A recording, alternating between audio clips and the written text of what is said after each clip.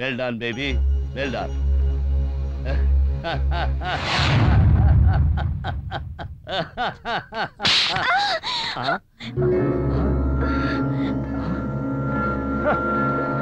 ಕನಸು ಕಾಣ್ತಾ ಇದೆಯಾ? ನಿನ್ನ ನಾನು ಥರ್ಡ್ ಕ್ಲಾಸ್ಗಿನ್ನ ಲೋ ಕ್ಲಾಸ್ ಅನ್ಕೊಂಡಿದ್ದೆ. ಆದ್ರೆ ಈಗ ಯಾವ ಕ್ಲಾಸ್ ಅಂತ ಹೇಳಕ್ಕೆ ಗೊತ್ತಾಗ್ತಾ ಇಲ್ಲ. ಹೆಣ್ಣು ಹೆಂಡ ಇಟ್ಕೊಂಡು ಕಂಡೋರಾಸ್ತಿ ಹೊಡೆಯೋ ಕನಸು ಕಾಣೋ ನಿನ್ನಂತ ಅಯೋಗ್ಯರಿರೋವರೆಗೂ ನನ್ನಂತ ನಿಯತ್ತಾದವ್ರಿಗೆ ಯಾವ ಸ್ಕಾಚ್ ಯಾವ ಕಿಕ್ಕು ಕೊಡಲ್ಲ, ಯಾವ ಹೆಣ್ಣು ಯಾವ ಮತ್ತು ಕೊಡಲ್ಲ. ಜ್ಞಾಪಕ ಇಟ್ಕೋ. ಇನ್ನು ನಿಂಗೆ ಟೈಮ್ ಇದೆ. ಕರೆಕ್ಟಾಗಿ ಯೋಚನೆ ಮಾಡಿ ಒಳ್ಳೆ ಪ್ಲಾನ್ ಮಾಡು. ನಿನಗೆ ಜಯ ಸಿಕ್ಕರು ಸಿಗ್ಬೋದು. ಬರ್ತೀನಿ. ಮಿಸ್ಟರ್ ಸಿದ್ದಾ, ನನ್ನ ಕನಸು ನನಸಾಗಲಿಲ್ಲ ಅಂತ ಖುಷಿ ಪಡ್ತಾ ಇದೀಯಾ? ಆದ್ರೆ ನೀನು ಕಂಡಿರುವ ಮಹಾನ್ ಕನಸನ್ನ ನುಚ್ಚು ನೂರು ಮಾಡಕ್ಕೆ ಇದು ಒಂದು ಸಾಕು.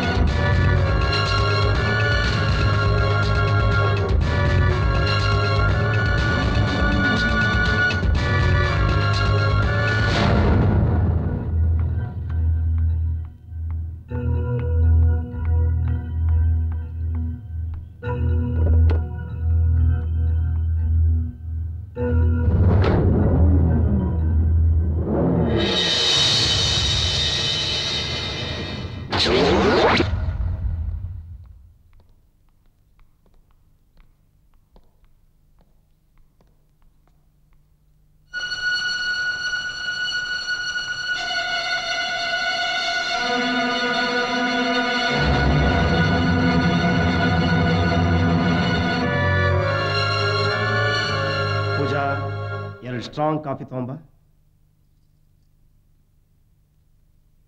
ಜಯ, ಈ ದೊಡ್ಡವ್ರಿಗೊಂದು ಕೆಟ್ಟ ಗುಣ ಇರುತ್ತೆ.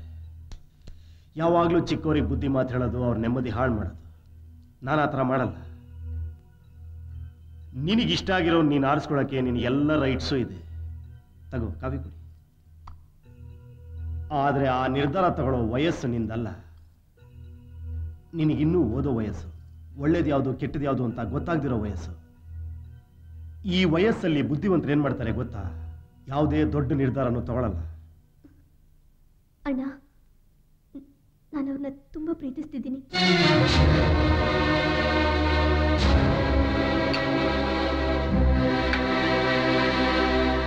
ನೋಡಮ್ಮ, ಪ್ರೀತಿಸಿ ಮದುವೆ ಆಗೋದಕ್ಕಿಂತ ಮದುವೆ ಆದ್ಮೇಲೆ ಪ್ರೀತಿಸೋದ್ರಲ್ಲಿ ಒಂಥರ ಸುಖ ಇರುತ್ತೆ.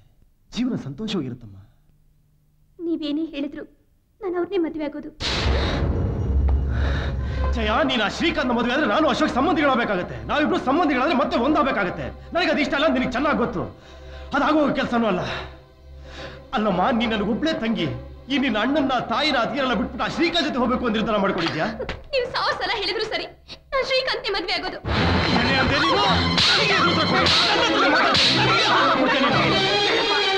ಏನಪ್ಪ ಇದು, ಹೆಣ್ಮಗು ಮೇಲ್ ಕೈ ಮಾಡ್ತೀಯಲ್ಲ? ನೋಡಮ್ಮ ಅವ್ಳಿಗೆ ಎಷ್ಟು ಕೊಬ್ಬವಳಿಗೆ ಅವಾಗಿಂದ ಕಿಡಿ ಗಿಡಿ ಸ್ವಲ್ಪ ತಾಳ್ಮೆ ತಗೋಪ್ಪ, ತಾಳ್ಮೆ ತಗೋ. ಏನಮ್ಮ ಸಮಾಧಾನ ತಗೊಳ್ಳೋದು? ನಾನೋಗ ಅಶೋಕ್ ಕಾಲ್ ಹಿಡ್ಕೊಂತ ಹೇಳ್ತೀಯಮ್ಮ. ನಾನು ಯಾರನ್ನ ಅತಿಯಾಗಿ ಹಚ್ಕೋತಿರೋ ಅವರೇ ನನ್ನ ಎದೆ ಓದಿತಾ ಇದ್ದಾರಮ್ಮ, ಉಳ್ಳಿಂದ ತಿವಿತಾ ಇದ್ದಾರಮ್ಮ ನನ್ನ ಎದೆಗೆ. ಏನು ಮಜಯ್ಯ, ನಿಮ್ಮ ಅಣ್ಣಗೆ ಎದುರುತ್ರ ಕೊಡ್ತಾ ಇದೆಯಲ್ಲ, ಅವ್ರು ನೀನು ಒಳ್ಳೇದಕ್ಕೆ ತಾನೇ ಹೇಳೋದು. ಎಲ್ಲೋಗ್ತೀಯಪ್ಪ? ಅವನ್ನ ಸಾಯ್ಸಕ್ಕಂತೂ ಅಲ್ಲಮ್ಮ,